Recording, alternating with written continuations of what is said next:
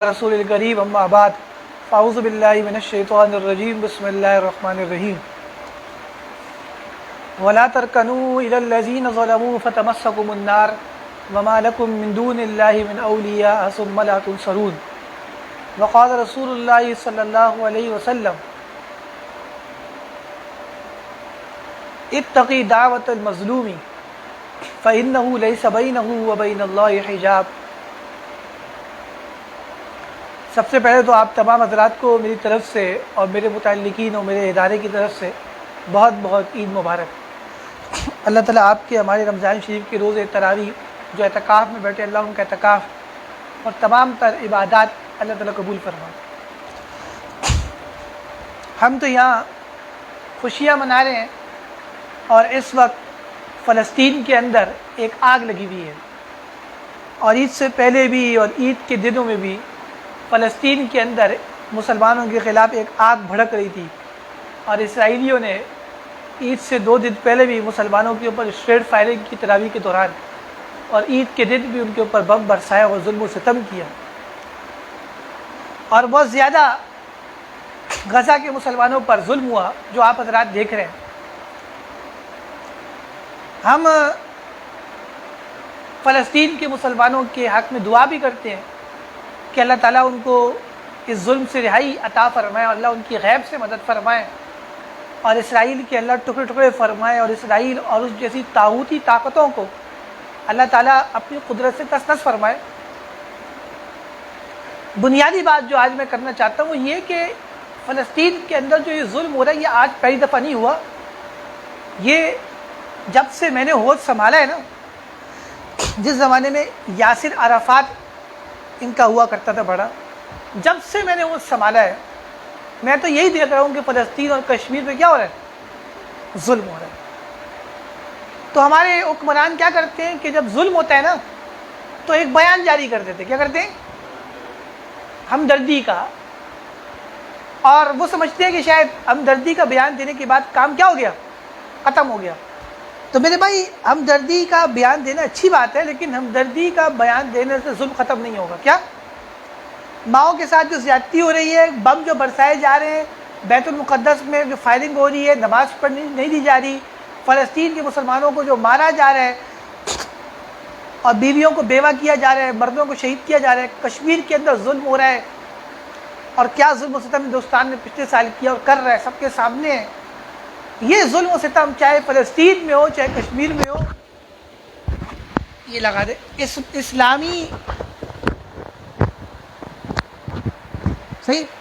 اسلامی حکمرانوں کی ہمدرد بات کرنے سے یا ہمدردی ظاہر کرنے سے ختم نہیں ہوگا۔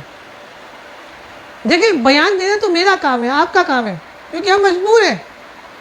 میرے پاس کوئی فوج نہیں، میرے پاس کوئی طاقت نہیں، آپ کے پاس کوئی فوج نہیں، کوئی طاقت نہیں، بیان دینا تو میرا کام ہے، آپ کا کام ہے کہ میں بیان دے دوں گا، آپ بیان دے دیں گے کہ اللہ تعالیٰ فلسطین کے مسلمانوں کی مدد فرمائے، ہم ان کے ساتھ کھڑے ہیں۔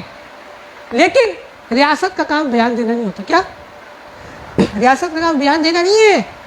ریاست جتنے بھی اسلامی ریاست ہیں، میں سے پاکستان کی ریاست کی بات نہیں کر رہا، چاہے وہ پاکستان کے اسلامی ملک کے سربراہ ہوں جناب عمران خان صاحب، چاہے وہ ترکی کے سربراہ ہوں طیب اردگان صاحب،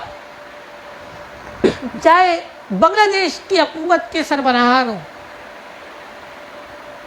چاہے سعودی عرب کے کنگ سلمان ہوں، اس وقت دنیا کے تمام اسلامی ملکوں کے حکمرانوں کی ذمہ داری ہے کہ فلسطین کے مسلمانوں کی مدد کرے، اور اسلامی حکمرانوں کا کام صرف بیان بازی نہیں ہے بلکہ عملاً کچھ کرنا ہوگا، اور عملاً 2 ہی کام ہیں اس معاملے کے، 2 ہیں صرف، چاہے وہ ظلم کشمیر پہ ہو رہا ہو، چاہے فلسطین پہ، چاہے عراق، چاہے افغانستان، دنیا میں کہیں، چاہے برما میں کتنے ظلم ہو مسلمانوں پر، جس جگہ دنیا میں کہیں بھی مسلمانوں پہ ظلم ہو رہا ہے اس کے 2 حل ہیں۔ پہلا حل تو یہ ہے کہ جس طرح انہوں نے ایک اقوام متحدہ بنائی ہوئی ہے اور اس سے بات چیت کرتے ہیں، وہاں بات کی جائے اور اس ظلم و ستم کو کیا جائے، رکوایا جائے۔ لیکن اب تک دیکھنے میں آیا ہے کہ اقوام متحدہ نے کبھی ہمارا ساتھ نہیں دیا، بلکہ اقوام متحدہ چاہتی ہے کہ مسلمانوں کے اوپر ظلم ہو۔ کیونکہ اس کے اندر بیٹھے ہوئے کون ہیں؟ اغیار. اگرچہ ہمارے پاکستانی ایشینس بیٹھے ہوئے ہیں، ان کے بھی بیٹھے ہوئے ہیں اور وہ تابع ان کے ہیں. تو اقوام متحدہ کے اندر اس معاملے کو لے کے جانا یا ان عدالتوں کے اندر لے کے جانا کہ جو بنائی، یا ان عدالتوں کے اندر فلسطین کے یا کشمیر کے معاملے کو لے کے جانا کہ جو بنائی ہوئی انگریز نے، تو لے جانے کا کوئی فائدہ نہیں ہے. کیا؟ بلکہ یہ ایسا ہے کہ جیسے آپ اپنے گھر کا معاملہ اپنے دشمن کے گھر لے کے جا رہے ہیں. کہاں لے کے جا رہے ہیں؟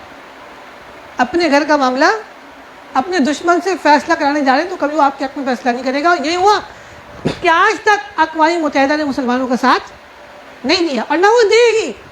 یہ ہمارے حکمرانوں کی بیوقوفی ہے اور کم ظرفی ہے کہ وہ غیروں کے پاس لے کے جاتے ہیں کشمیر کے مسئلے کو، فلسطین کو، جو آج تک حل نہیں ہوا. تو یہ ایک واحد طریقہ تھا کہ جس سے معاملات حل ہو سکتے تھے اگر وہ مخلص ہوتے ہیں. لیکن چونکہ وہ مخلص نہیں ہے، اقوام متحدہ والے اور غیروں کی عدالتیں، اس لیے یہ معاملہ حل نہیں ہو رہا. دوسرا طریقہ اس کا جہاد ہے، جہاد اور قتال ہے. اور وہ ذمہ داری اسلامی حکمرانوں کی ہے، چاہے وہ عمران خان صاحب ہو، طیب اردگان صاحب ہو، چاہے وہ کنگ سلمان ہو، چاہے وہ بنگلہ دیش کے بڑے حکمران ہوں، یا کوئی بھی دنیا کے مسلمانوں کے ملک کے بڑے ہیں. ان کی ذمہ داری ہے کہ کفار کو دھمکی لگائیں، اسرائیل کو دھمکی لگائیں، ہندوستان کو دھمکی لگائیں کہ تم کشمیر پہ ظلم و ستم چھوڑ دو ورنہ ہم حملہ کر دیں گے تمہارے اوپر. اسرائیل کو دھمکی لگائیں کہ فلسطین پہ ظلم و ستم چھوڑ دو ورنہ اپنے میزائل تم پہ مار دیں.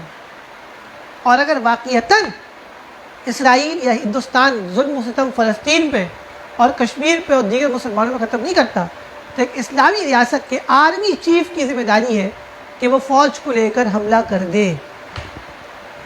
جب اسلامی فوج جائے گی، حملہ کرے گی، اللہ تعالیٰ کی مدد آئے گی. جب تک آپ نکلیں گے نہیں، آپ کی مدد نہیں ہوگی. بدر کے اندر خان صاحب جب نئے نئے آئے تھے تو وہ کہتے تھے کہ جی بدر میں 313 صحابہ تھے اور کفار 1000 تھے. اور یہ خان صاحب کے الفاظ ہیں جو میں بتا رہا ہوں کہ خان صاحب کہتے تھے کہ ایسی کون سی طاقت تھی کہ وہ جیت گئے. کہتے تھے ان کو ایمان تھا، ایمان. تو خان صاحب وہ ایمان کہاں چلے گئے آپ کے پاس؟ جس ایمان کارڈ سے آپ 4 سال پہلے حوالہ دیا کرتے تھے، تو خان صاحب وہ ایمان کہاں ہے؟ نہ آپ میں نہ آپ کے آرمی چیف میں نظر آتا ہے وہ ایمان. وہ جو بجٹ پورا سال، ہر سال جو ہماری افواج پاکستان کے لیے مختص کیا جاتا ہے، اور جو ہم نے ایٹم بم بنائے اور میزائل بنائے اور ہم اپنے فوجیوں پر جو پیسہ خرچ کرتے ہیں، وہ اس دن کے لیے تھا کہ جب دنیا کے اندر مسلمان پریشان ہو تو ہماری افواج اور دنیا بھر کے اسلامی حکمرانوں کی فوج کی مدد کریں.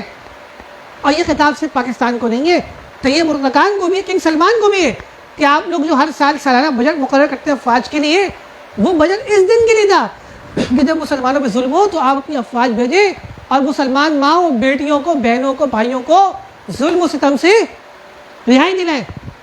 اس دن کے لیے ہم نے ٹیکس نہیں دیا تھا آپ کو، اس دن کے لیے بجٹ نہیں تھا کہ آپ سے یوں کر کے پریڈ کرتے رہے. کیا کرتے رہے؟ 14 اگست میں پریڈ اور جو ہے نا وہ گولیاں چلائیں. 4 ستمبر کیا کہتے ہیں؟ توپ چلائیں، توپوں کی سلامی کے لیے اور پریڈ کے لیے ہم نے بجٹ نہیں دیا آپ کو. پریڈ تو ہم بھی کر سکتے ہیں، پریڈ تو سب لوگ کر سکتے ہیں، پریڈ کرنا کوئی مشکل کام نہیں ہے.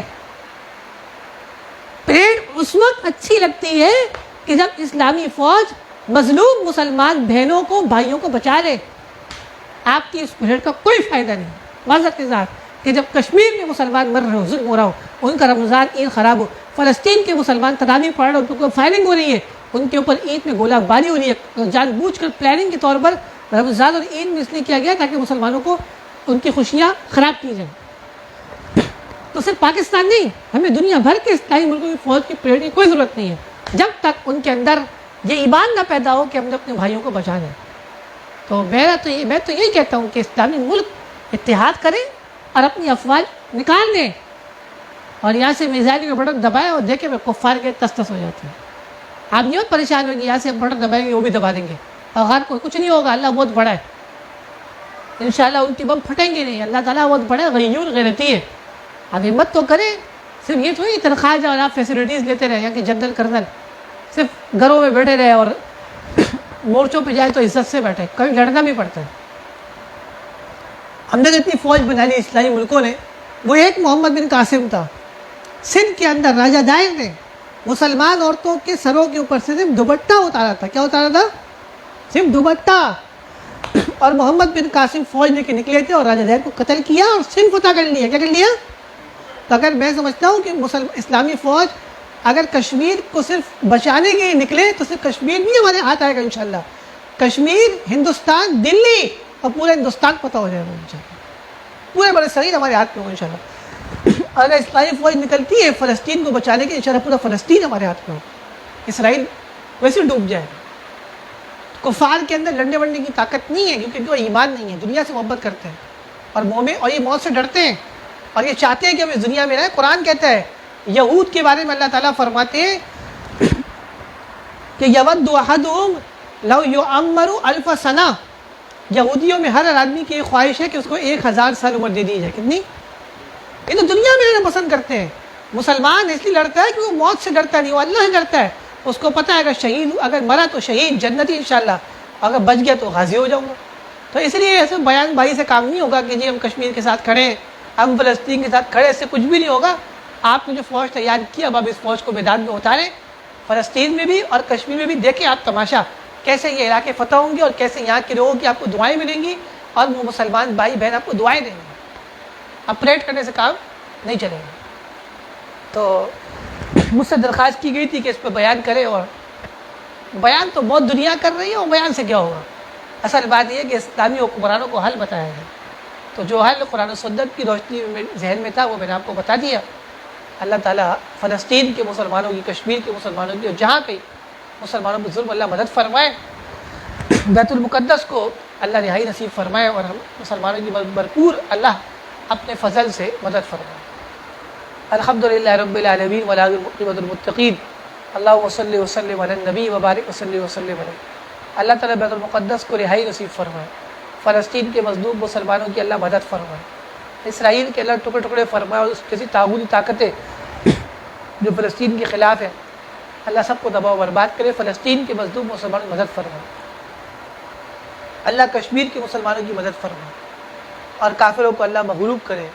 ہندوستان کے کافر حکمرانوں کو اللہ ٹکڑے ٹکڑے کرے اور دوبارہ سے اسلامی نفاذ اور پورے ملک پہ دین اسلام کا چرچا اور نفاذ ہو انشاءاللہ. مسلمانوں کو فلسطین کے اور کشمیر کے جہاں کئی ظلم میں ڈوبے ہوئے ہیں اللہ رہائی نصیب فرمائے اور اللہ ان کی خوب مدد فرمائے، دستگیری فرمائے. یا اللہ ہم تو کچھ نہیں کر سکتے، بے بس ہیں. ایک دعا ہی ہے جو آپ سے مانگ سکتے ہیں ان مسلمانوں کے لیے کہ اللہ فلسطین کے بھائیوں کی بہنوں کی مدد فرمائے.